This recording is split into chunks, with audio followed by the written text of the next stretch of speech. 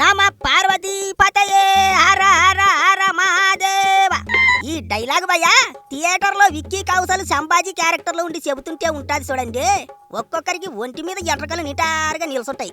తెలుగులో కాస్త డబ్బింగ్ అటు ఇటుగా ఉన్నా చావా సినిమా మన దగ్గర కూడా బ్రహ్మాండంగా ఆడేస్తుంది. సినిమా చూసిన ప్రతి ఒక్కరూ ఏం తీశారా అనుకుంటూ బయటకు వస్తున్నారు. ఆ హిందీలో ఆడింది అదంతా హిందీ స్టోరీ, మన వాళ్ళకి నచ్చుతుందా అనుకున్నారు చాలా మంది. కానీ సినిమా ఇక్కడ కూడా దుమ్ము లేపుతుంది. మొదటి రోజే 2 తెలుగు రాష్ట్రాల్లో కలిపి 3 కోట్లు వసూలు చేసింది సినిమా. రెండో రోజు కూడా అదే ఊపు చూపించింది. బుక్ మై షోలో అయితే హిందీ వెర్షన్ ని డామినేటింగ్ చేసేలా టికెట్లు బుక్ అయ్యాయి. సోషల్ మీడియాలో ఏదో డ్రామా చేస్తున్నారు, ఏడుతున్నారని కొంతమంది కూసుమాండంగాళ్ళు ఎర్రిమొరి వాగుడు వాగారు. తెలుగులో సినిమా అస్సలు ఆడదు అని పిచ్చి కూతలు కూశారు. కానీ వాళ్ళ నోళ్ళన్నీ మూతపడుతున్నాయి.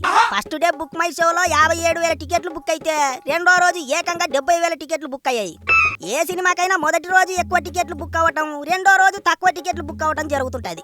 కానీ చావా సినిమాకి మాత్రం హిందీలో అయినా తెలుగులో అయినా రోజులు గడుస్తున్నా కొద్దీ టికెట్లు ఎక్కువగా తెగుతున్నాయి. 3 రోజుల్లో 10 కోట్లకు పైగా వసూలు చేసింది. సినిమా ఇట్టాగే ఆడితే తెలుగులో 50 కోట్ల దాకా వసూలు చేయొచ్చు అంటున్నారు. హిందీ డబ్బింగ్ సినిమా తెలుగులో ఈ రేంజ్ లో ఆడటం అంటే మామూలు విషయం కాదు. షారుఖ్ ఖాన్, సల్మాన్ ఖాన్ సినిమాలకు కూడా ఇన్ని వసూలు రాలేదు ఇప్పటి వరకు. హిందీ వెర్షన్ సినిమాకి ఇప్పటికే 516 కోట్ల షేర్ వచ్చిందట. 3 వారాలు అవుతున్నా ఇప్పటికీ హిందీలో రోజుకు 13 కోట్లకు పైగా వసూలు చేసిందంటే చూడండి చావా ఊపెట్టా ఉందో. అసలు శివాజీ తనయుడు సంభాజీ సినిమాకే ఈ రేంజ్ లో ప్రేక్షక దేవులు బ్రహ్మరథం పడుతున్నారంటే రేపు ఆ కన్నడ హీరో రిషబ్ శెట్టి చేస్తున్న శివాజీ సినిమా విడుదలైతే ఇంకే రేంజ్ లో ఆడిద్దో సినిమా అనుకుంటున్నారు చాలా మంది. 1000 కోట్లు పక్కా అంటున్నారు.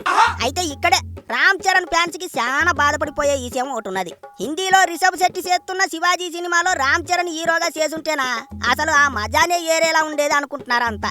ఎందుకంటే శివాజీ పాత్రలో ఎవరైతే 100కి 100% సరిపోతారని పోలింగ్ ఎడితే దేశం అంతా రామ్ చరణ్ సరిగ్గా సెట్ అవుతాడని ఓటేశారు. ఆ లుక్, ఆ హైట్, గడ్డం శివాజీ పాత్ర వేస్తే రామ్ చరణ్ కి సరిగ్గా సెట్ అయ్యేది అనుకుంటున్నారు. అట్టగని రిషబ్ శెట్టికి బాలేదని కాదు, ఆయన కూడా సరిగ్గా సెట్ అయ్యాడు. కానీ రామ్ చరణ్ చేసుంటేనా ఇంకాస్త ఏరే లెవెల్లో ఉండేది అనుకుంటున్నారు చాలా మంది. ఎందుకంటే ఇప్పటికే మగధీరలో షేర్ ఖాన్ సైనికుల్ని కాలభైరవ పాత్రలో ఊచకొత కోసాడు చరణ్. ఆ సన్నివేశాలన్నీ ఒక్కొక్కరు సీటు చివర్లో కూకుని చూశారు. మొన్న RRR సినిమాలో రామరాజు పాత్రలో ఇల్లట్టుకొని యుద్ధం చేస్తుంటే బాలీవుడ్ ఆడియన్స్ బాగా కనెక్టింగ్ అయిపోయారు. అట్లాంటిది ఇప్పుడు శివాజీ పాత్ర చరణ్ చేసింటేనా అసలు పాన్ ఇండియా లెవెల్లో బొమ్మ ఇంకా బ్రహ్మాండంగా ఆడేదనుకుంటున్నారు. ఏటైనా ఎట్లాంటి పాత్రలో అయినా సరే ఒదిగిపోవటం రామ్ చరణ్ ప్రత్యేకత. ఇప్పుడు చేయకపోయినా ముందైనా దేశం కోసం పోరాటం చేసిన ఓ మంచి రాజుల సినిమా చేయాలి చరణ్ అనుకుంటున్నారు ఇప్పుడు అభిమానులు. కానీ ఎంత కాదనుకున్నా ఛత్రపతి శివాజీ సినిమాలో రామ్ చరణే నటించి ఉండాల్సిందే అనిపిస్తుంది చాలా మందికి ఇప్పుడు.